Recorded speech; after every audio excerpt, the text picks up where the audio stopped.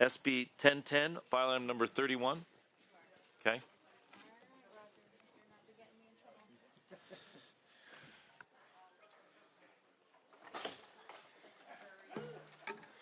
All right, Senator Ashby. Thank you, Chair and colleagues. Thank you to my witness who's spent a long day in this chamber. I'm very grateful to you for waiting us out. We're moving as quick as we can. Mr. Chair, okay to continue? Sure. All right. SB 1010 establishes an extended producer responsibility EPR program for appliances containing refrigerants, requiring manufacturers to fund and implement a statewide system for collection and proper refrigerant recovery.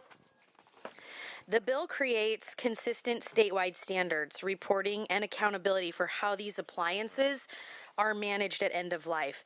SB 1010 follows the same legal framework as other EPR programs in California. Like those programs, it allows producer coordination through a stewardship organization and includes standard, necessary antitrust protections. This bill also uses a fee structure consistent with existing EPR laws to fund program implementation. While refrigerant recovery is required under current law, there is no comprehensive statewide system to ensure it is happening consistently. SB 1010 builds on existing collection and recycling efforts to create a consistent statewide framework to ensure refrigerants are properly recovered.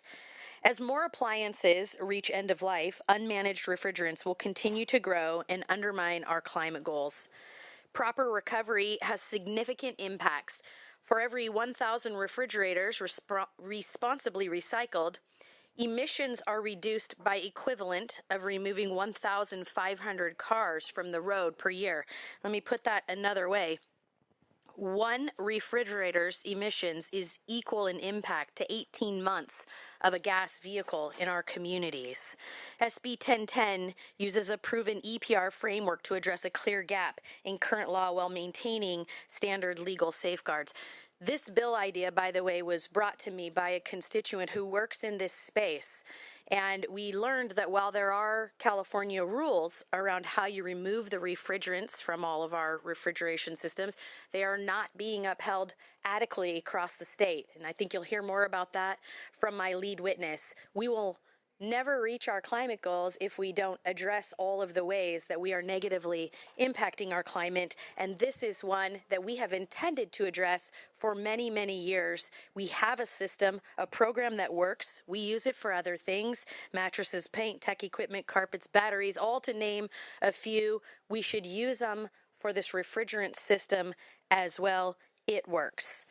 Chair, with me today is Dr. Joanne Brash, who's the Assistant Director with the California Product Stewardship Council, who will also help me with testimony and some expert witness. Alrighty, thank you very much. The floor is yours. Thank you, Chair. Thank you, Senator. As mentioned, my name is Joanne Brash. I'm Assistant Director at the California Product Stewardship Council, sponsors of the bill, and leaders in EPR and other hard-to-manage recycling programs. Refrigerated appliances are ripe for EPR constructs for a few reasons. As the Senator mentioned, there's not a consistent program, so the fees for dropping off these appliances widely vary. In the jurisdictions where it's low cost and convenient, those programs are subsidized by the jurisdiction's garbage rates. In the jurisdictions where appliances can cost up to $125 just to drop it off, we find high levels of illegal dumping in those jurisdictions. So with the inconsistency on cost and convenience, we're seeing a lot of mismanagement of these dangerous products. Also mentioned, the hydrofluorocarbons that are in the refrigerants and the chemicals are also really high value and has a lot of dangerous potential if not managed correctly. The current combination of both the federal and kind of the state oversight on the gases doesn't give us a consistent oversight program for the appliances containing those gases. So as mentioned, it's a really ripe product for this type of model, and we'll continue to work with the different stakeholders to make sure that the program works for all the stakeholders involved. With that, I respectfully ask for an aye vote. Thank you very much. Other witnesses in support, SB 1010, please come forward. No one is coming forward. If you are a Me Too, now's a good time to Me Too it. Tony Hackett with Californians Against Waste. We have a support in concept position. We're really excited by the direction the author's headed, but we want to thread the needle on a few issues. All right. Any other needle threaders? Seeing none. All right. Let's turn to the opposition. If you're opposed to SB 1010, please make your way to the podium. Thank you, Mr. Chair, members of the committee. My name is Jacob Cassidy. I'm the Director of Government Relations for the Association of Home Appliance Manufacturers. AHEM is respectfully opposed to this legislation. If we separate this issue out by the refrigerant gases or the refrigerant itself, there's two very different issues at play. With respect to refrigerant gases, industry has phased out the use of HFCs. They're using refrigerants that have very low global warming potential, if any at all. So the refrigerants, and that has been going on for over the past decade plus. An average refrigerant is the lifespan is about 15 years. So the refrigerant gases, the Clean Air Act explicitly exempts the ones in use from an individual's ability to not manage it through the systems. That is a federal system of managing refrigerants. It is federal law. It must be done. If we know where these jurisdictions are, they definitely should be looked into to determine how that illegal activity can be stopped.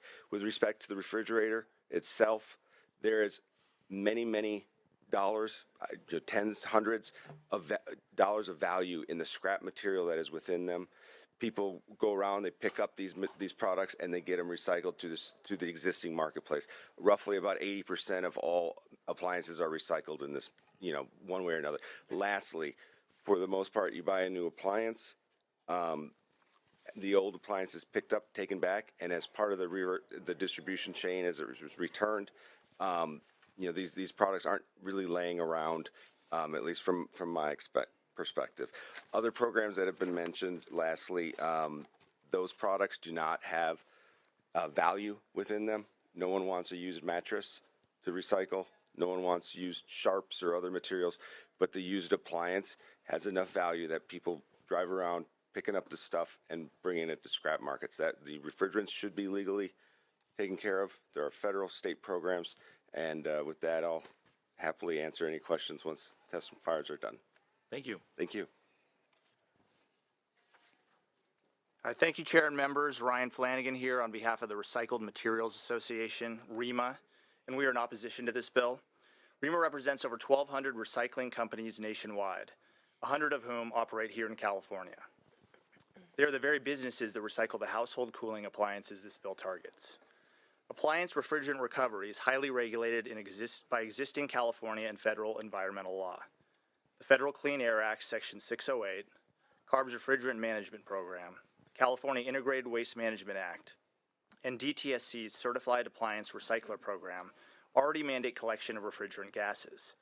As a result, our first impression is that this bill has the appearance of a solution in search of a problem. There are no gaps in the existing system. It is a functioning, multi-layered framework actively enforced at both the federal and state level.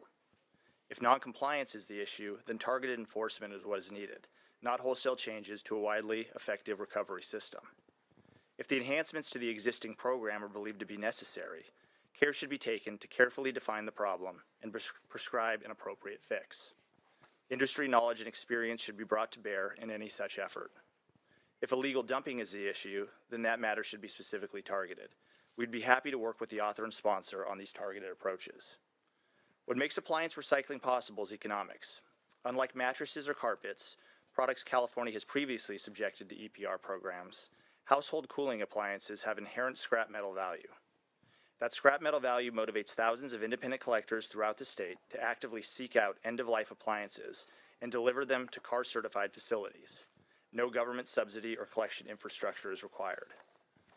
SB 1010's compliance costs will erode the scrap metal value that makes the existing system work.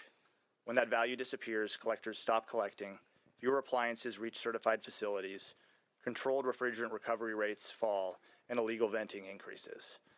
This bill may potentially create the problem it claims to solve. While SB 1010 is well-meaning, Alrighty. the Thank you very unintended much. consequences could be severe. You're going to urge us to vote no. Urge you to vote no. All right. Thank you. Okay.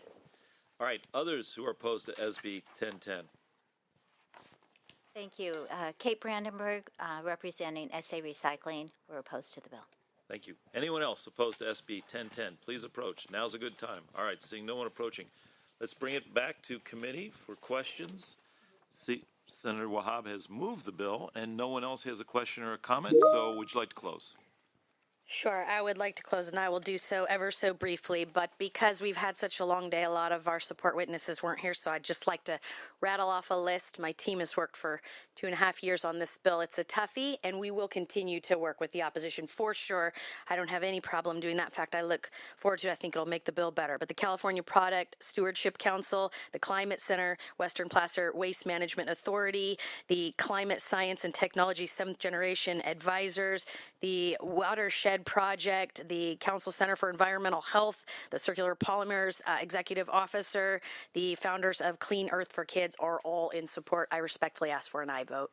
All righty, thank you very much. Committee supporter, please call the roll.